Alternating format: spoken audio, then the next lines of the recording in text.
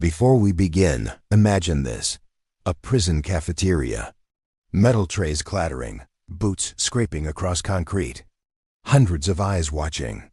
Now imagine a 6-foot-tall prison bully dumping a full tray of soup over a quiet woman's head. And that woman doesn't even flinch. Everyone laughs.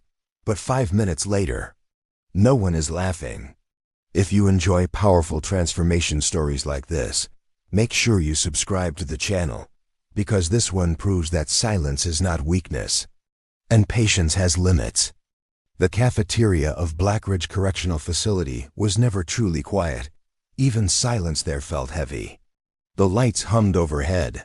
Plastic trays slapped against steel tables. Voices echoed off gray concrete walls that had seen too many broken tempers. And in the middle of it all sat Maya Bennett. Short black hair, sharp cheekbones, calm, unreadable eyes. She wasn't large. She wasn't loud. She wasn't trying to make friends. She simply sat alone, eating slowly.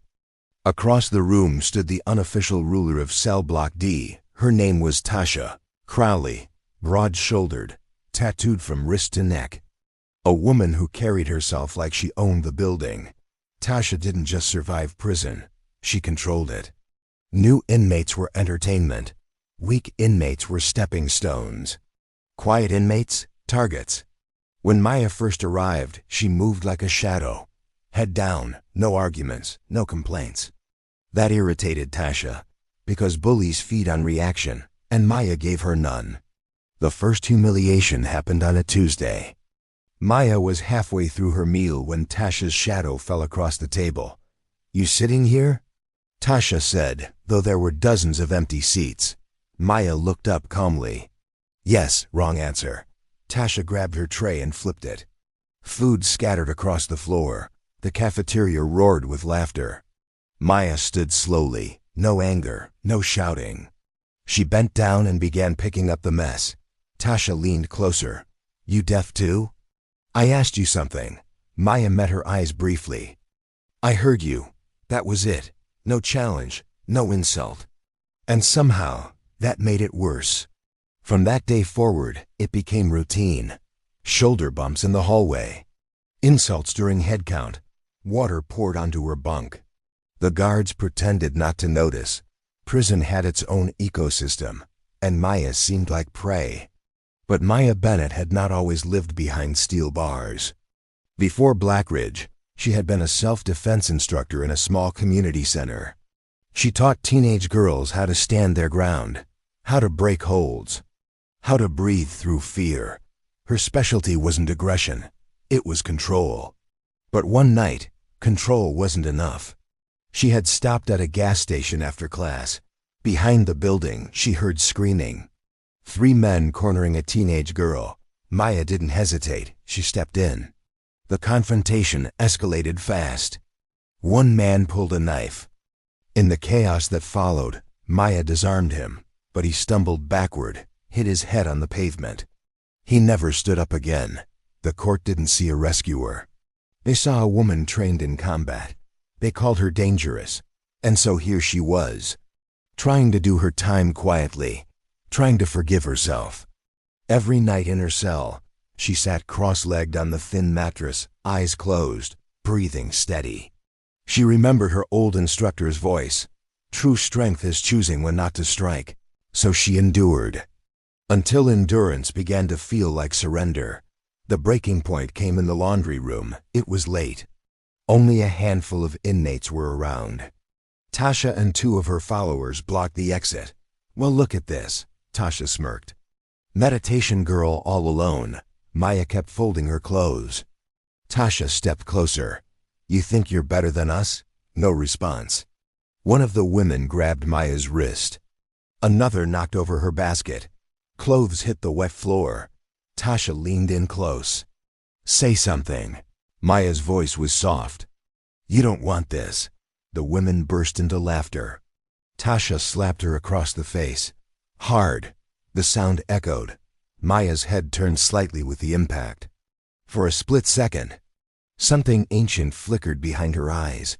Training, muscle memory, precision. But she inhaled slowly, exhaled, and stepped back. Tasha shoved her once more and walked away laughing. That night, Maya lay awake staring at the ceiling. Her cheek throbbed. Her hands trembled, not from fear, from restraint. She whispered into the darkness, "I came here to heal, not to fight." But even she knew. Healing doesn't mean accepting abuse. The next morning, tension hung thick in the cafeteria. Word had spread. Tasha was planning something bigger. She wanted to make an example of Maya, once and for all.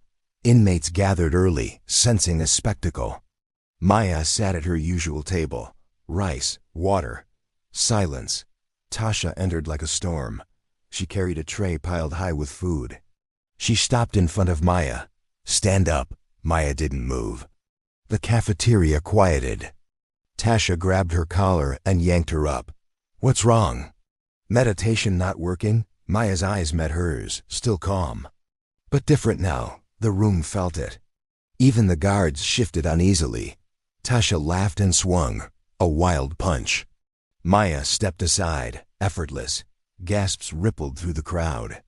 Tasha swung again, faster. Maya blocked it, a smooth redirection, using Tasha's force against her. No wasted motion, no anger, just precision. The cafeteria fell completely silent. Then Tasha charged, and Maya moved. What happened next lasted less than 10 seconds. But no one would ever forget it. Maya pivoted, grabbed Tasha's wrist, twisted, not to break, but to control. Tasha's momentum carried her forward. Maya shifted her weight, swept her leg, and flipped her onto the steel table. The crash echoed. Before Tasha could recover, Maya placed a single controlled palm strike to her upper chest. Not enough to injure, just enough to knock the breath from her lungs. Tasha froze. Air gone. Power gone. Maya held her there, not violently, but firmly. Total control. The same woman they had mocked now stood over the block's most feared inmate, breathing steady, eyes calm. "Violence isn't power," Maya said quietly. "Control is." She stepped back immediately, raised her hands. The guards rushed forward, but there was nothing left to stop. Tasha lay on the table staring up, not furious, stunned, for the first time in years. She had been defeated without hatred, without cruelty. Just skill. After that day, everything changed. No one mocked Maya again, not out of fear, but respect. Tasha avoided her for weeks. Then one afternoon during recreation, she approached. Not aggressively, just different. "How'd you learn that?" Tasha asked. Maya studied her for a moment. Years of practice. A pause. "Teach me," and just like that, something unexpected began. Small self-defense sessions in the yard, breathing techniques, balance drills. Maya didn't teach them how to hurt. She taught them how to protect. Even the guards noticed the shift. Fewer fights. Less tension. More discipline. Tasha stopped ruling through fear. She began showing up to every lesson, listening, learning. Months passed. Maya kept her head down, stayed out of trouble, helped others find control. When her sentence came up for review, the warden called her into his office. "I've seen inmates start wars over less," he said. "You had the skill to dominate this place." Maya said nothing. "You chose not to." He signed the paperwork. Sentence reduced. The day she walked toward the gates, sunlight spilling over the yard, Tasha stood among the inmates watching. There was no applause, no dramatic goodbye. Just a nod, respect. At the gate, the warden stopped her one last time. "You could have burned this place down," he said. Maya gave a faint smile. "Fire is easy," she replied. "Control is harder." The gates opened. Fresh air hit her face. For the first time in years, she felt light. Not because she had won, but because she had never lost herself. And if this story reminded you that patience is not weakness, and true strength doesn't need to shout, make sure you subscribe to the channel for more powerful stories like this. Because sometimes, the quietest person in the room is the most dangerous one to underestimate. And Blackridge Prison never forgot the day silence fought back and won.